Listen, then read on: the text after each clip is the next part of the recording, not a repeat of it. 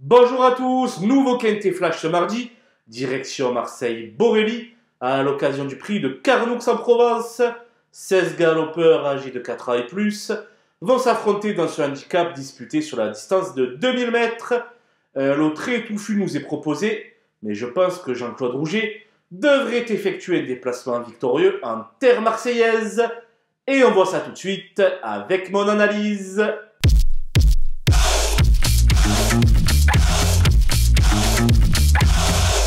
Les bases avec le 3 Almanzora qui s'est montré à la hauteur pour son premier gros handicap sur la Riviera. Véritable métronome, elle fait figure de solide point d'appui.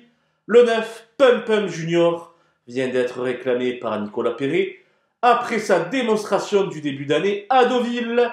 Bien placé au poids, il s'annonce compétitif pour les premières places. Le 2 Héliopolis est au zénith de sa carrière. Elle qui n'a jamais été vue à une valeur aussi haute. Munie d'une paire d'œillères pour la première fois, il va falloir compter avec elle.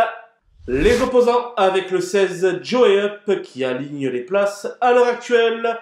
2 fois 5e à ce niveau l'an passé en valeur 39. Je le crois capable de sortir le grand jeu. Le 12 Bailey's Éclair perd une livre sur l'échelle des valeurs.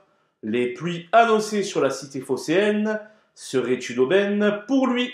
Il peut faire afficher une belle cote à l'arrivée. Le 14 Glacier Peak est complètement lâché au poids par le handicapeur. Avec l'excellente Marie Velon en selle, il peut causer la surprise. Le 8 Girafe vient de trouver son jour dans un handicap cagnois, mais doit désormais supporter une pénalisation au poids de 2,5 kg. Efficace sur l'anneau marseillais, elle peut toutefois conserver une place. Mon coup de poker sera le numéro 1 Azov, de retour dans les quintets où il compte 3 échecs cuisants. Mais en ce moment, il est en grande forme et malheureusement pour lui, il a tiré le 16 dans les stalles. Il va falloir toute la maestria de Maxime Guyon pour l'amener à l'arrivée. Les outsiders avec le 15 Blanc-Bleu qui porte un nom prédestiné pour réussir à Marseille. Il s'est d'ailleurs déjà imposé sur le parcours du jour et peut profiter de son petit poids pour brouiller les cartes. Le 5 Belafonte reste sur 2 sorties infructueuses, mais son mentor lui remet des peaux de mouton histoire de le motiver davantage. Il n'est pas incapable de se racheter. Le 4 Moulheimer Perle reste sur des sorties décevantes à réclamer, mais excelle sur la piste de Borély et bénéficie d'un coup de pouce du handicapeur. Méfiance donc.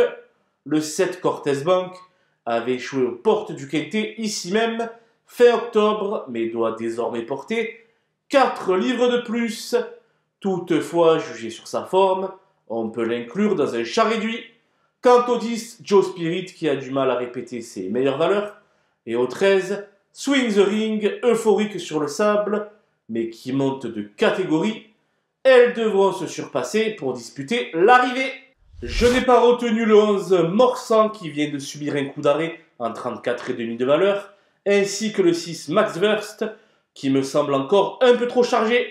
Voilà, nous avons passé en revue les 16 partants de ce prix de Carnoux en Provence. Je vous laisse avec ma sélection et mes conseils de jeu. Bonjour à tous!